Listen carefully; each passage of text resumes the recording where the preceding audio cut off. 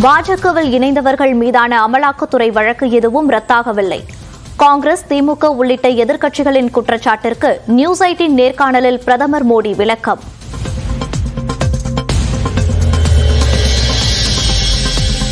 News 18க்கு பிரதமர் மோடி அளித்துள்ள பிரத்யேக நேர்காணல் மெகா எக்ஸ்க்ளூசிவாக இன்று இரவு 9 மணிக்கு ஒளிபரப்பாகிறது.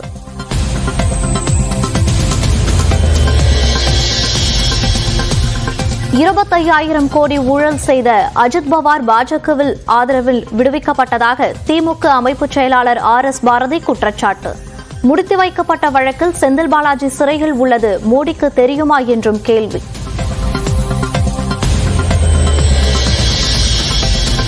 கன்னியாகுமரி மற்றும் நெல்லையில் இன்று லேசான மழைக்கு வாய்ப்பு. வரும் 3ஆம் தேதி முதல் 3 நாட்களுக்கு மேற்கு தொடர்ச்சி மலையை ஒட்டிய வட தமிழக உள் மாவட்டங்களில் மழை பெய்யும் என்றும் வானிலை ஆய்வு மையம் கணிப்பு.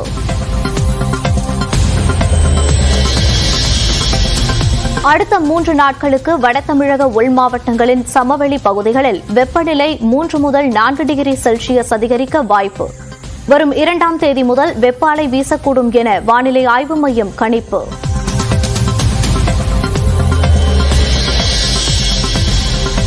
பொறியியல் படிப்புகளுக்கான கலந்தாய்வு மே 5ஆம் தேதி தொடங்க வாய்ப்பு. ஆகஸ்ட் தொடக்கத்தில் கலந்தாய்வு நடைபெறக்கூடும் என தகவல்.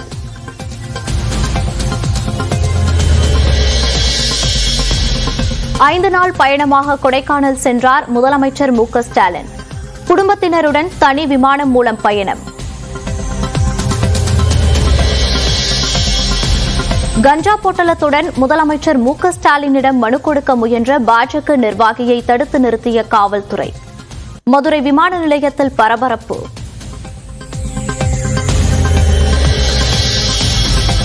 சட்டவிரோத பணப்பரிவர்த்தனை வழக்கில் முன்னாள் அமைச்சர் செந்தில் பாலாஜிக்கு ஜாமீன் வழங்கக்கூடாது என அமலாக்கத்துறை பதில் மனு. ஜாமீன் மனு மீதான விசாரணையை வரும் 6ஆம் தேதிக்கு ஒத்திவைத்தது உச்சநீதிமன்றம்.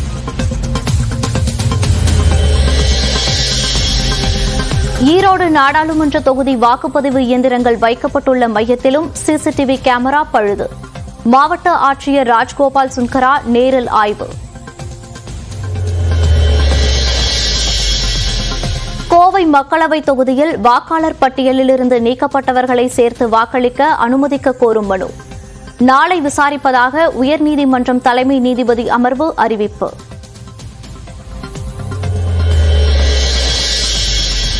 நடிகர் பிரகாஷ் ராஜுக்கு விடுதலை சிறுத்தைகள் கட்சியின் அம்பேத்கர் சுடர் விருது. மதசார்பின்மைக்காக சமரசமின்றி போராடி வருவதால் விருது என திருமாவளவன் அறிவிப்பு. நெல்லை ரயிலில் 4 கோடி ரூபாய் பறிமுதல் தொடர்பான வழக்கின் விசாரணை அதிகாரியாக டிஎஸ்பி சசிதரன் நியமனம். காவல்துறையிலிருந்து வழக்கு மாற்றப்பட்ட நிலையில் சிபிசிஐடி முடிவு. பாலியல் தொல்லை வழக்கில் ஜாமீன் கோரி உச்சநீதிமன்றத்தில் மனு தாக்கல் செய்தார் முன்னாள் சிறப்பு டிஜிபி ராஜேஷ் தாஸ். தண்டனையை நிறுத்தி வைக்க உயர்நீதிமன்றம் மறுப்பு தெரிவித்த நிலையில் மனு.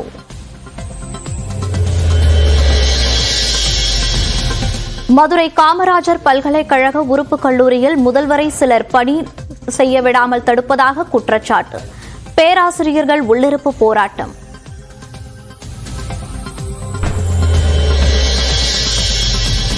மத்திய பிரதேசத்தில் பாஜகவில் இணைந்தார் காங்கிரஸ் வேட்பாளர். ஏற்கனவே தாக்கல் செய்த வேட்புமனுவையும் வாபஸ் பெற்றதால் பரபரப்பு. பாஜகவில் சேர்ந்துவிட்டால் புனிதராகிவிடலாம் என்று எதிர்க்கட்சிகள் விமர்சித்து வரும் நிலையில் பாஜகவில் இணைந்தவர்கள் மீதான அமலாக்கத்துறை வழக்குகள் ரத்து செய்யப்படவில்லை என்று நியூஸ் 18 குழுமத்திற்கு அளித்த பேட்டியில் பிரதமர் நரேந்திர மோடி பதிலடி கொடுத்துள்ளார். மக்களவைத் தேர்தல் நடைபெற்று வரும் பரபரப்பான சூழலில் நியூஸ் 18 குழுமத்திற்கு பிரதமர் மோடி பிரத்யேக பேட்டியளித்தார். அப்போது இந்த தேர்தலில் அமலாக்கத்துறை, சிபிஐ மற்றும் மின்னணு வாக்குப்பதிவு இயந்திரங்கள் இல்லாவிட்டால் மோடியால் வெற்றி பெற முடியாது என்று ராகுல் காந்தி விமர்சித்தது குறித்து நியூஸ் 18 குழும ஆசிரியர் ராகுல் ஜோஷி கேள்வி எழுப்பினார். இதற்கு பதிலளித்த பிரதமர் மோடி, மின்னணு வாக்குப்பதிவு இயந்திரம் குறித்த விமர்சனத்திற்கு உச்சநீதிமன்றமே பதிலடி கொடுத்திருப்பதாக கூறினார். அமலாக்கத்துறை, சிபிஐயை வைத்து பாஜக ஆட்சியை பிடிக்க முயற்சிப்பதாக கூறுவதை மறுத்த பிரதமர் மோடி, காங்கிரஸ் ஆட்சியிலும் அமலாக்கத்துறை, சிபிஐ விசாரணை அமைப்புகள் இருந்ததாக கூறினார். அமலாக்கத்துறை சிபிஐயை வைத்து ஆட்சியை பிடிக்க முடியும் என்றால் காங்கிரஸ் தோற்றது ஏன் எனவும் வினவினார். உலகத்தை காங்கிரஸ் முட்டாளாக்குவதாகவும் பிரதமர் மோடி கடுமையாக விமர்சித்தார். பாஜகவில் இணைந்த எதிர்க்கட்சிகளை சேர்ந்த தலைவர்கள் 25 பேரில் 23 பேரின் வழக்குகள் கைவிடப்பட்டதாக எழுந்த புகார் குறித்த கேள்விக்கு பதிலளித்த பிரதமர் மோடி, பாஜகவில் இணைந்தவர்கள் மீதான அமலாக்கத்துறை வழக்குகள் ரத்து செய்யப்படவில்லை என்று கூறினார். முறைகேடு வழக்கில் மிகப்பெரிய அரசு அதிகாரிகளே செந்தில் பாலாஜி சிறையில் அடைக்கப்பட்டிருப்பது பிரதமர் மோடிக்கு தெரியுமா என்று திமுக அமைப்பு செயலாளர் RS பாரதி கேள்வி எழுப்பியுள்ளார். நியூஸ் 18 தொலைக்காட்சிக்கு பேட்டியளித்த அவர், எதிர்க்கட்சியினர் மீது வழக்கு போட்டதை பிரதமர் மோடி ஒப்புக்கொண்டிருப்பதே பெரிய விஷயம் என்றும் கூறினார். முதல்ல எதிர்க்கட்சிகள் மீது போட்ட வழக்குன்றது ஒத்துட்டார்ல, அதுக்கு மோடிக்கு நன்றி சொல்லணும். அதற்கு பிறகு அவர் எத்தனை வழக்குகளை வாபஸ் பெற்றிருக்கிறார் என்பதை பட்டியலிட்டு இந்தியா கூட்டணியே சொல்லியிருக்கிறார். உதாரணத்திற்கு அஜித் பவார், சரத்பவாருடைய தம்பி, ஏறத்தாழ 25,000 கோடி ரூபாய்க்கு மேல் ஊழல் செய்தார் என்று இடி ரைடு பண்ணி பல ரைடுகளை நடத்தி அவர் மீது வழக்கு போட்டது. அந்த வழக்கு இன்றைக்கு எங்கே போனது? 25,000 கோடி பண்ணவங்கள உடனே விட்டுட்டாங்க, ஆக்ஷன் டிராப்ட். ஆனால் முடித்து வைக்கப்பட்ட வழக்கில் இருக்கக்கூடிய செந்தில் பாலாஜி இன்னும் சிறையில் இருக்கிறாரா இல்லையா, இது கூட மோடிக்கு தெரியுமா தெரியாதா?